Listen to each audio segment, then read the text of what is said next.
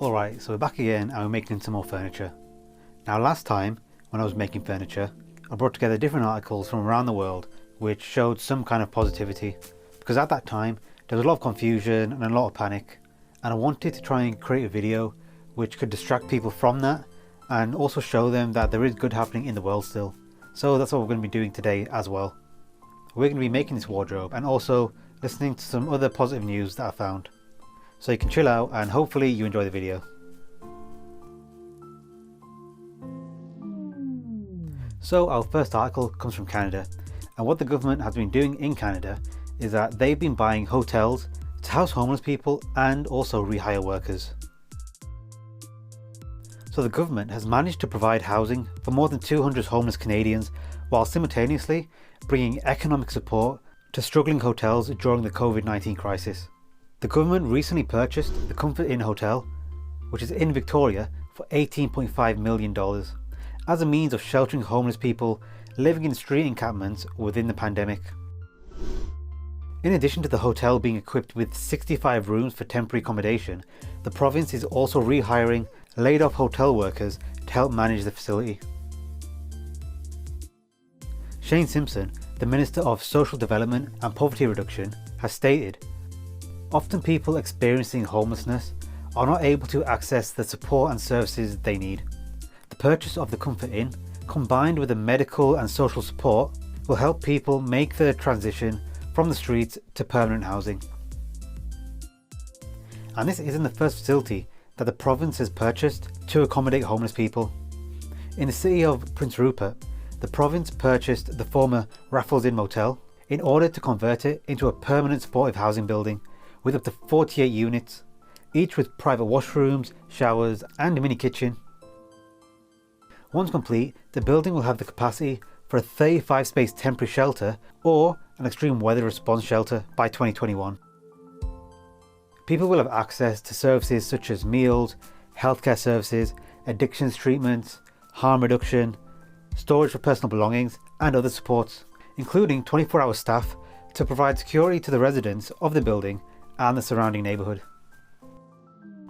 I feel like this is a really good piece of news to come by.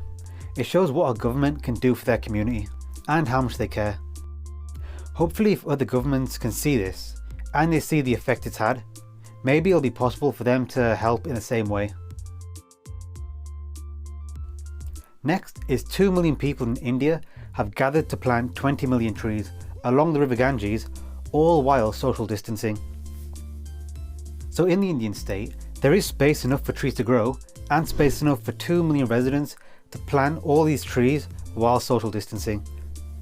Although the virus has spread very fast throughout the country, it hasn't stopped the government of one of the most populated Indian states from conducting a mass tree planting campaign along the banks of the river Ganges as part of its pledge to shade a third of the nation under tree cover by 2030. The nation's target acreage of 235 million acres would represent an area the size of Texas and New Mexico combined. The planting was carried out last week by volunteers, non-profit employees, government workers and even lawmakers, all of whom maintained distance from each other and wore face masks to stop the possible spread of COVID-19. The state's chief has stated, "We are committed to increasing the forest cover to over 15% of the total land area in the next 5 years." Many nations have targeted 2030 as the deadline for various sustainability related goals, to coincide with the UN's 18 Sustainable Development Goals designed to encourage nations to solve the world's largest problems, such as poverty, hunger, pollution, access to clean water, education access, and more. Now when I first read this, I did think maybe it's too much for this time period right now. Asking all these citizens to come together in quiet close proximity, I would have thought would have been quite a big ask, but the fact that they have made this accomplishment and they did manage to socially distance, it just shows what a community can do when they come together. And hopefully by 2030, when other nations have done a similar thing, we'll actually see a noticeable positive change in our environment.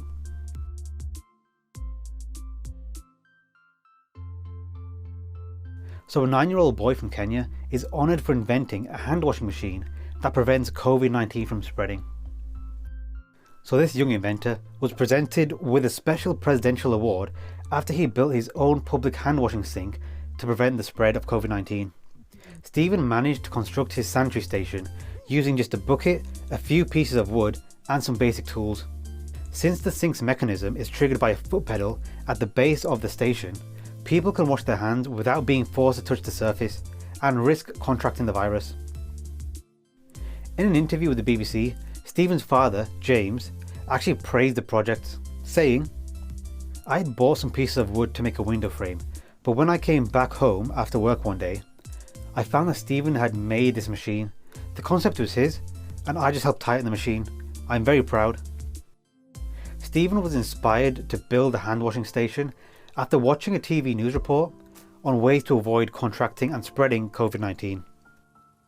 After photos of his sanitation prototype were shared widely on Facebook, he constructed a second one, and he now plans to build even more. As a means of applauding Stephen for his invention, the Kenyan president awarded him and 68 other citizens with the prestigious Presidential Order of Service Award last month. And since Stephen also told reporters that he hopes to become an engineer someday in the future, the governor of his county actually promised Stephen a scholarship once he is old enough to attend college. Again, this is honestly an amazing article to find.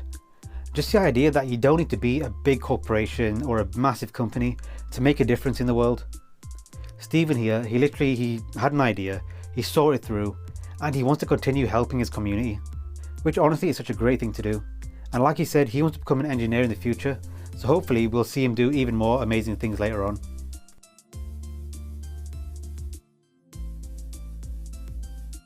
So next, a tattoo parlour is creatively covering up hate tattoos for free.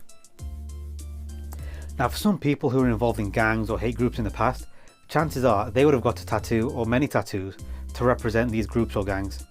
And these tattoos can be a very visible reminder of a mistake that they made when they were younger. And since tattoo removal is such a painful and expensive process, it remains out of reach for many, and it also leads to social and career consequences. However, a tattoo parlour in Kentucky has come up with a creative solution which many other tattoo parlours have been doing in recent years.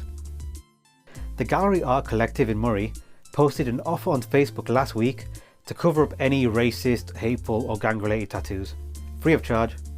And in the first week they received 30 requests. The owners, Jeremiah Swift and Ryan King, said that they were inspired by the Black Lives Matter movement, and they wanted to do their part to end discrimination and support those who have had the courage to leave their hateful past behind. Jeremiah told CNN, "A lot of people when they were younger just didn't know any better and were left with mistakes on their bodies. We just want to make sure everybody has a chance to change." Some examples of what the artists have covered up are a large swastika on a man's chest, which embarrassed him so much that he never took off his shirt around his kids. And they've also covered up the arms of a man, which previously were completely covered with hate symbols. Jeremiah and Ryan's good work derived from a similar spirit shown by a tattoo parlour that made the same offer to people in Maryland in 2017. Southside Tattoo became booked solid for 6 months, taking care of people wanting similar tattoos covered up. This inspired the owners, Elizabeth and David Cutlip, to start the Random Acts of Tattoo Foundation to create and fund a network of artists around the world willing to help people get a fresh start. And if you would like to support their work, I'll leave a link to their GoFundMe page in the description. Now I really like tattoos. I feel like you can get some really creative designs. Some people get them for really deep meanings, and some people get them to honour past loved ones. Now I feel like the people who do want to cover up their previous tattoos, when they were younger they were in a place where maybe they didn't have the right support, they were around bad influences, which can be understandable depending where you grew up. However, it's really nice to hear that there are people who want to separate themselves from this bad past. And now what they're trying to do is actively separate themselves from this past, which honestly is an amazing thing to do.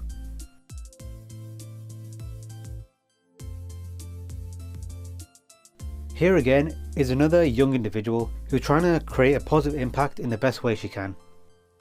So a 10-year-old is sending thousands of art kits to kids in homeless shelters and foster care during this pandemic. Through her charity, Chelsea Fairs has sent more than 1,500 art kits, which include markers, crayons, paper, colouring books and colouring pencils to homeless shelters and foster care homes. And by giving these children their art kits, it will hopefully lift up their spirits when they're feeling down. Chelsea's parents helped her launch the Chelsea charity on her birthday in August 2019, where she asked the party guests to donate art supplies instead of getting her birthday gifts.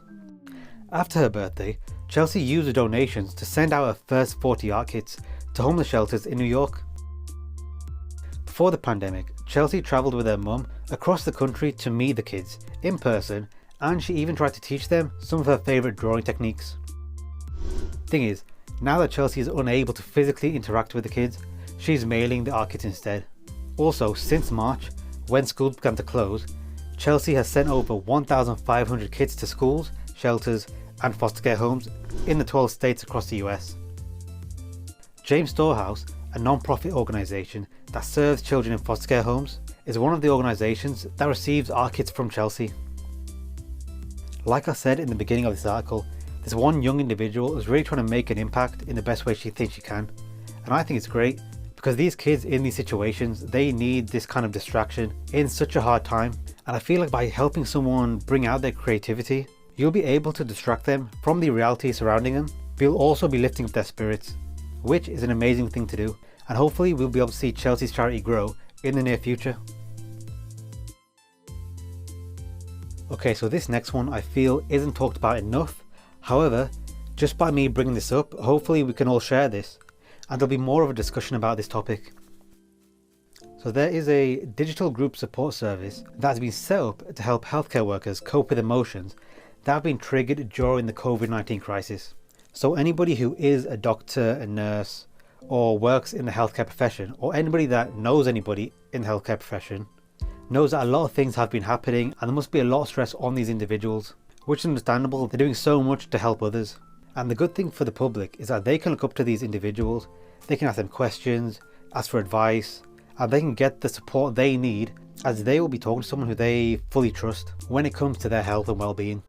However, it's not the same case for the individuals who are giving this support and this advice, as chances are they also might need some help or support, which is why this digital support group has been set up.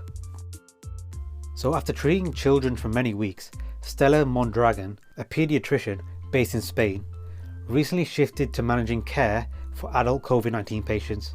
In her 28 years of practicing, which includes being a volunteer in Sierra Leone during the last Ebola outbreak, Stella says that she's never worked with so many complexities in medicine, a frightening mix of unpreparedness, an invisible threat, and a lack of data.